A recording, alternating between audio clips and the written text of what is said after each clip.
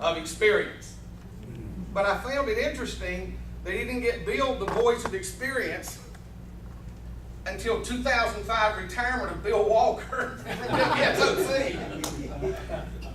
And that's what WBTV put on their site, so I'm assuming that's correct. If not, Paul can straighten that out when he comes. So, again, this is an honor for me to be able to be the Toastmaster, to just be in the presence, because I've been in his presence, and I told him I know him very well. He doesn't know me very well. But today he's going to come and he's going to talk to us about the value of communication skills and how those communication skills have moved him into the area that he's in. And I will let him sort of expand upon that in any direction he wants to go. After he finishes, we will have 3 to 5 minutes worth of question and answers. So if you have any, jot them down so that you can ask them pretty quick. And I don't know, are you going to be able to stay through the meeting? I've got something to do with my wife tonight. Okay. I'm sorry. Okay, I understand. Yeah. So then you better get your questions in. Yeah. So help me to welcome Mr. Paul Cameron.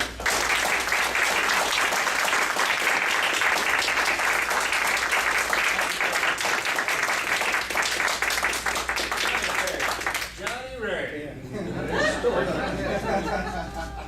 Thank you so much. Yeah, they're still looking for me in all those spots. No question. Folks, I'm overwhelmed.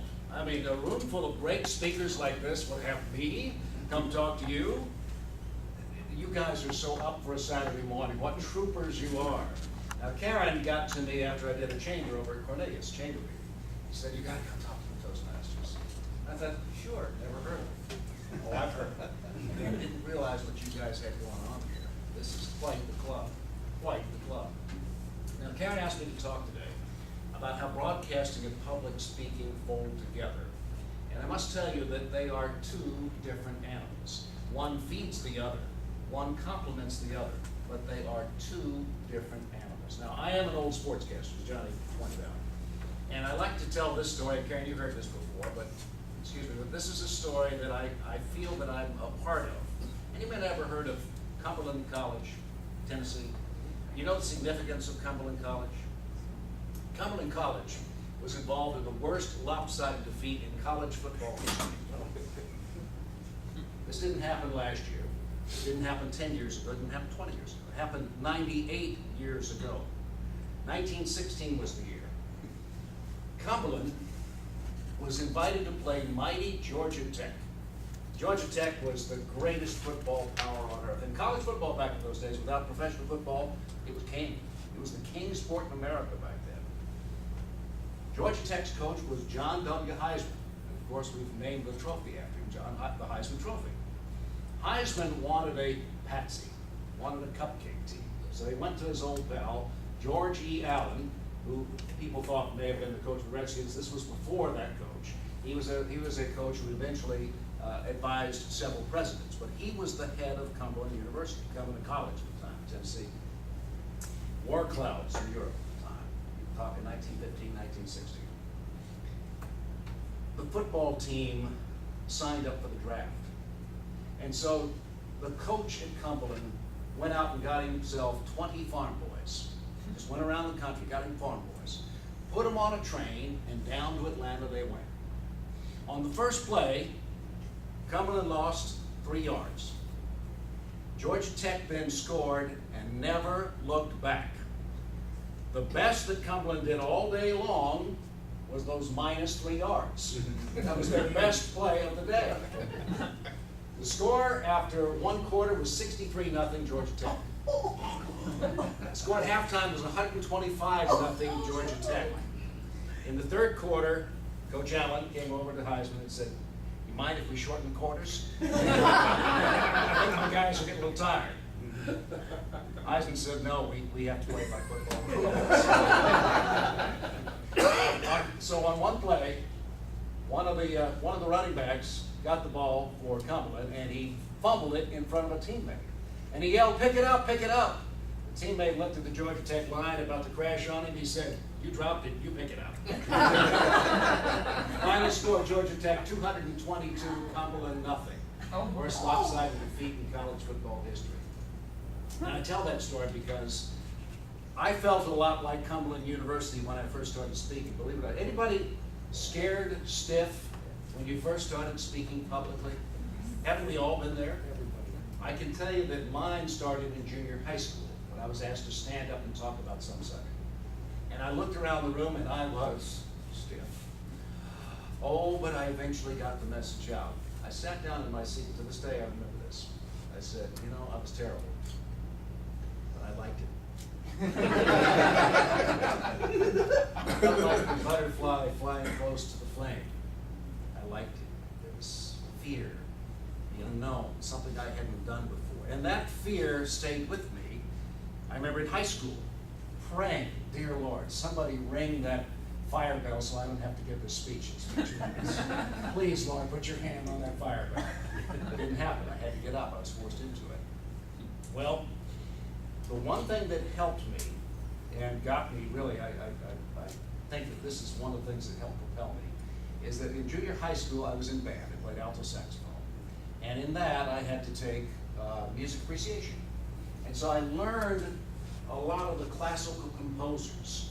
And when I got to college, to make a little extra money, I was working at a drive-in movie theater back in the old days. I was the concession manager at the drive-in movie theater, where if we needed better Coke sales, we salted the popcorn just a little bit more. But there was an open tryout for a broadcasting job at the local radio station. A couple of friends of mine asked me, hey, why don't you try? You got a kind of nice voice. Why don't you go try for this? I thought, well, as long as it's paying minimum wage, I'll do it. So I went over there, and the reason I got the job is because I could pronounce Chopin and Prokofiev and Debussy. And I got the job doing classical music on an FM station. That's how my broadcasting career began. Well, now, it really just involved nothing more than reading time and temperature. But it got me involved in doing something on the air in broadcasting. That parlayed into an internship at a television station in Jacksonville, Florida. I was going to school at the University of Florida. And that parlayed into a part-time job there, and that parlayed into a full-time job eventually. I had done sports on radio. I had helped out with some of the Gator football broadcasts. And so they called me, and they lost their sports department. They called me up and said, hey, kid, we got a job open in the sports department. Would you like to come try out for it? I said, you bet. What do I have to do? Shave your mustache. Cut your hair. Come see us. That's what I did. And I got the job. So I became the weekend sportscaster for WJXT, the #1 station in the Jacksonville, Florida market, owned by Post Newsweek. 4 months into it, the sports director resigned, and I became the sport. I was 22 years old, and I was now the sports director of this television station. This was the baptism of fire, my friends. This was the I started reading about myself on the local sports pages of how this guy couldn't hit a bunt if he had to in sportscasting. I was pretty bad when I first started, but you know, I stayed with it, and I kept it, and I learned. And the one thing about sports, if you do anything involved in sports, there's a lot of banquets, a lot of speaking opportunities. And so I got to be around people who were pretty good speakers. And I came to Charlotte eventually in 1981. And I got to see people up close like Jim Valvano. Jim Valvano, the old coach at North Carolina State University. Early on, you know, Valvano, he just had a quip after quip after quip. I asked him one time, I said, Coach, you got a new contract here at NC State. They give you a dental plan? He says, dental plan? I don't win, they kick my teeth out. Valvano always had great lines, and he was spontaneous. I don't think he ever prepared for any speech in his life except his very last speech. He said, never give up, never give up, never give up. That's the one he prepared for and did. Such a job that it's played today on ESPN forever. I've been very fortunate to be near people like Valvano. Doug Mage, Johnny, you brought this up just a few minutes ago. Doug, our first anchor of the Carolinas. Doug and I got paired together early on as a young sportscaster, and he was the grizzled veteran anchor. And we went to a couple of high schools, and we were able to speak together. But I sat back in amazement watching Doug take control of the audience, being in command, telling jokes with a straight face, getting such a response, loving his audience. And I think that's the key to public speaking. You have to like what you're saying deep down. You have to know what you're saying deep down. And you have to like the people in the room that you're talking to. Now, I'm not marrying any one of you. But I like you. I like your enthusiasm. I like the way that you presented yourself immediately. And I like the fact that you want to learn something. I will tell you that one of my first speeches as a sportscaster, and I forget exactly what this was, I stood up and I tried to tell a couple of jokes. And as I got to the punchline, there was a man on the front row who knew the joke and told me the punchline as I was saying it. I thought, okay. I got to my second joke. I told the joke. He told me the punchline as we went. I said, okay, I got one. A little body. He probably hasn't heard this one. I told him the story of a doctor and his wife were having a little marital trouble.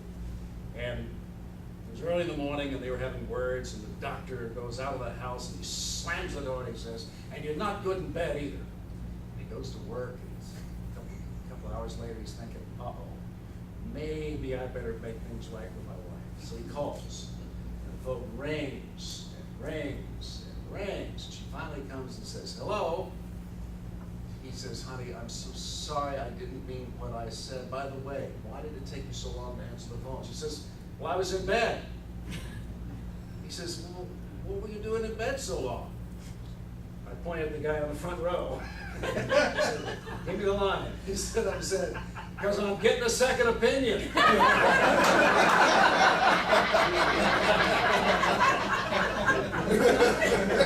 Any of my jokes? I said, here, finish my speech.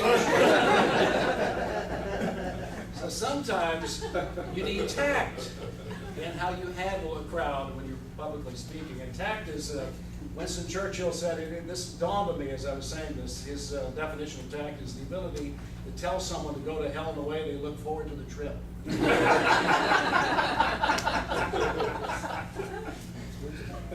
You know, as I mentioned just a moment ago, you have to believe in what you say, and I think one of the great examples of that is Billy Graham. If you've ever been to one of his crusades back in his prime, when he was here in Charlotte back in '96, he didn't just speak. It flowed out of Billy Graham. I think any good speaker, it flows. You can tell right away if you're a good speaker. Regardless of the message, you know that deep down in every fiber of their being, what they're saying is who they are. As years went by, it got easier to speak to people when I didn't have people in the front row telling my jokes. But also, I was able to tell stories of places I've been and people I've met. And I've been very fortunate in my career to meet some wonderful people. As a rookie sportscaster back in, it must have been 1977 in Jacksonville, I got to meet the late, great Jesse Owens. And for those of you who know Jesse Owens, you know that he won 4 gold medals. He stuck it in Hitler's eye in the Berlin Olympics of 1936. And Jesse, to this day, that's one of my proudest memories, because he meant so much in American history. He meant so much in race relations. You know, he fought to go across the ocean with his white teammates. They didn't want him at the time. It was that prevailing attitude. And yet he came back and he fought ever since that time until the day he died to prove race relations. And I admired him so much that to this day, that was just the one that has always stuck out. Now, the one interview that has also stuck out in my mind is one of the craziest interviews I ever did. It was Luciano Pavarotti, great Italian. Luciano had a specific set of requirements before we could do an interview. It had to be in a room with a table. I had to be sitting down as he entered the room. It had to have a vase of flowers, and I forget exactly the ones, I think it was tulips, on one side. It had to have a bowl of candy, and it was specified the candies that he had on the other side. And he had to have final say on what the shot looked like. That was the start of it. I kept telling him, Maestro. He kept pulling his handkerchief out and dabbing his head. I said, Maestro, we'll never see your face if you keep doing that.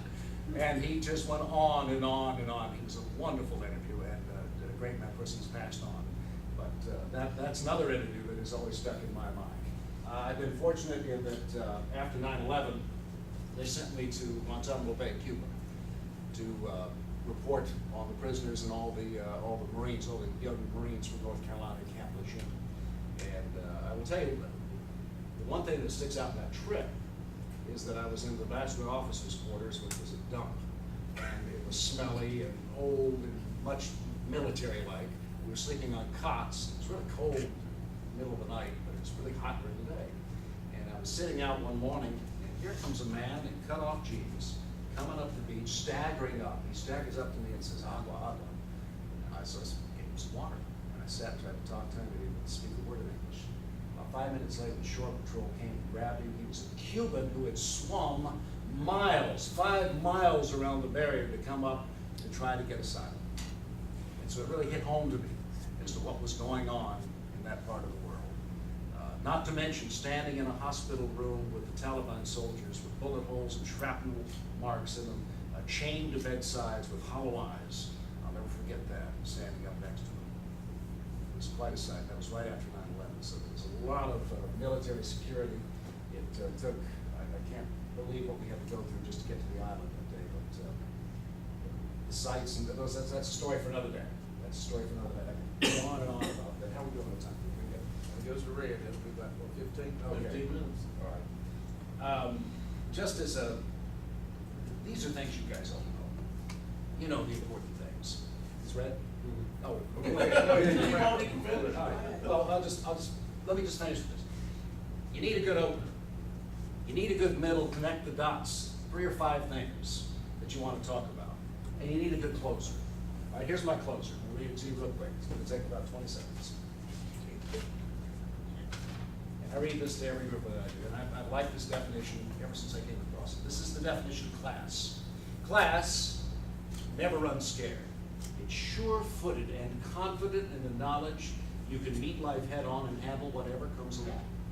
Class never makes excuses. It takes its lumps and learns from its past mistakes.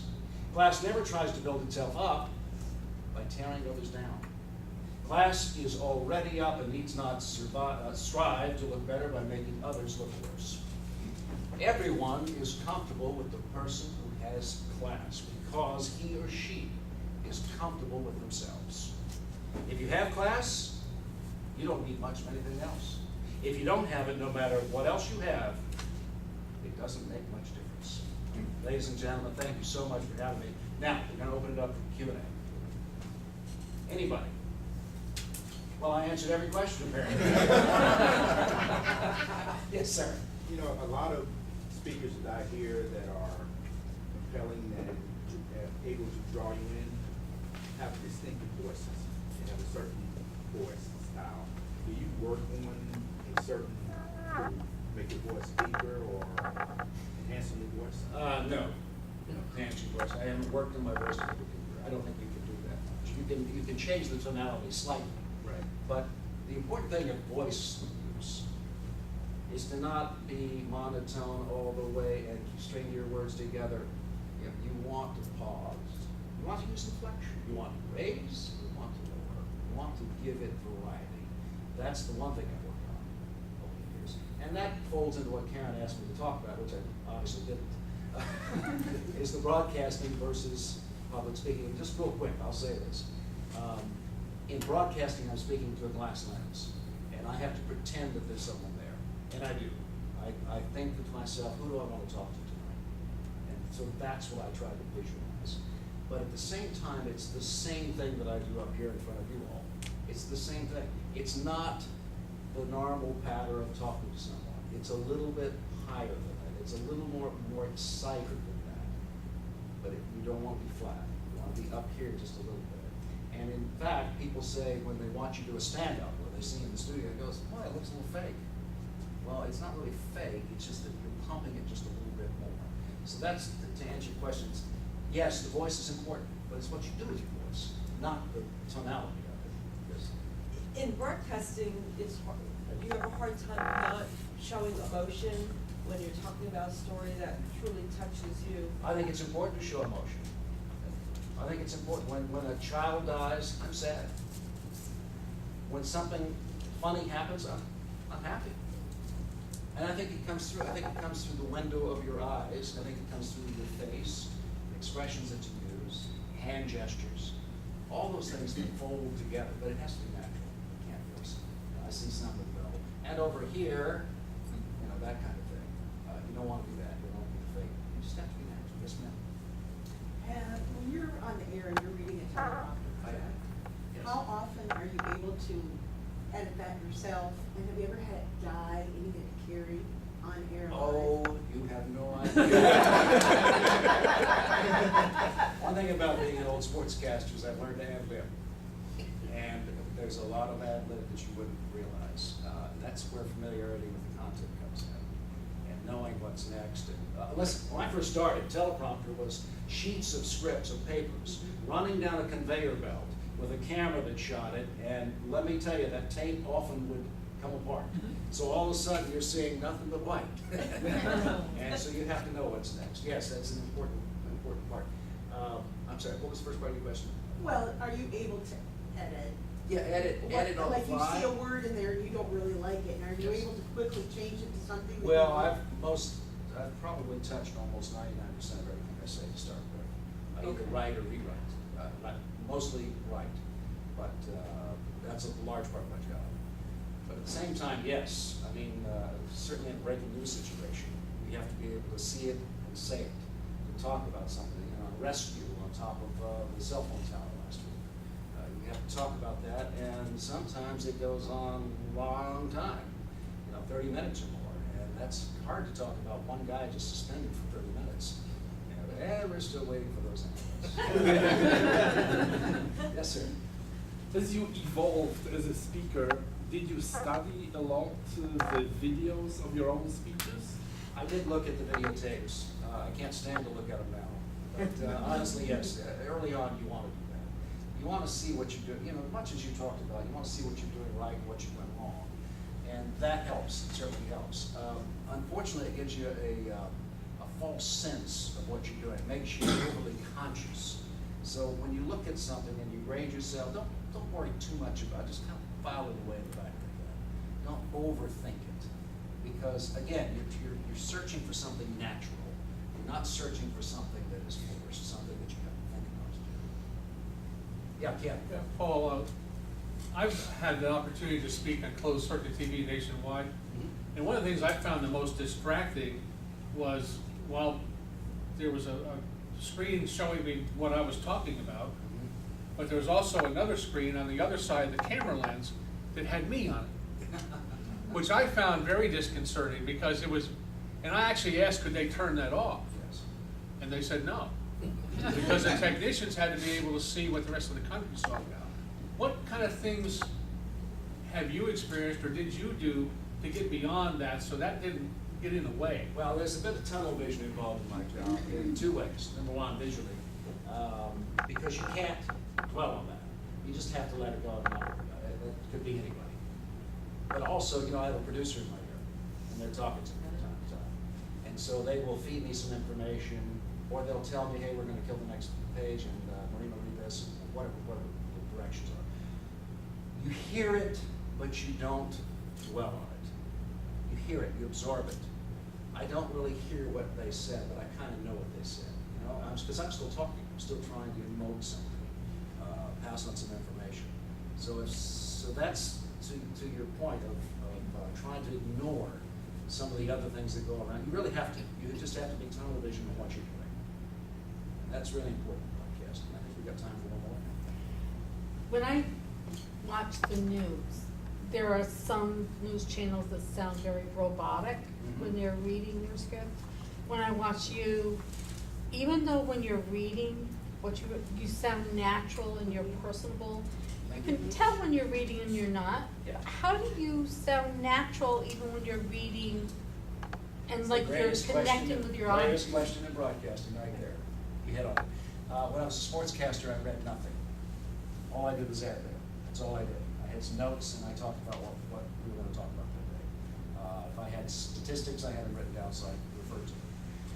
In news, I have to be very correct in what I say, or else we may be facing a libel lawsuit. So we have to be very legally correct at times, not all the time, but most of the time. Yeah, that is one thing that truly you have to learn. It's a skill, and I had to learn. Because when I went from sports to news, I felt like I was reading the teleprompter, and I'd never read the teleprompter before, never. So I had to learn how to use the teleprompter. And there's a bit of an art to it, because it is, first of all, it has to be in your words. It has to be what you hear in your ear. So that's why I rewrite.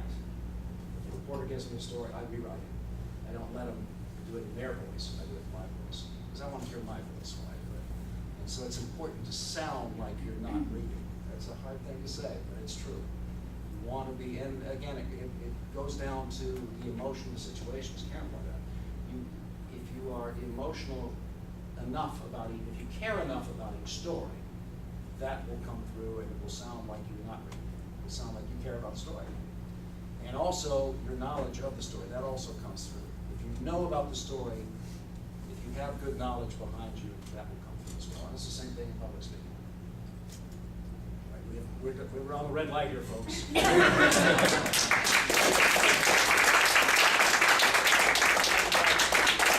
Before you leave, just a minute. First of all, remember our theme today is remember when. And we'll show him a shot and see if he remembers when. Yeah, I didn't think that one. Yeah. So, See this? wow. Who was that young whippersnapper? Oh, my God. Those are the early days. I remember that actually. I got it, so. So if we could have our president and Karen to come forward, we've got just a little simple presentation, our token of appreciation Oh, you guys for can being make here. this. Did not. So you guys, On behalf of Advanced Communicators of Charlotte, Toastmasters, we'd like to thank you for an amazing, informative, and educational, entertaining presentation today. Sure, Thank you thank you. so much for your time. Thank you, Karen. Thank you.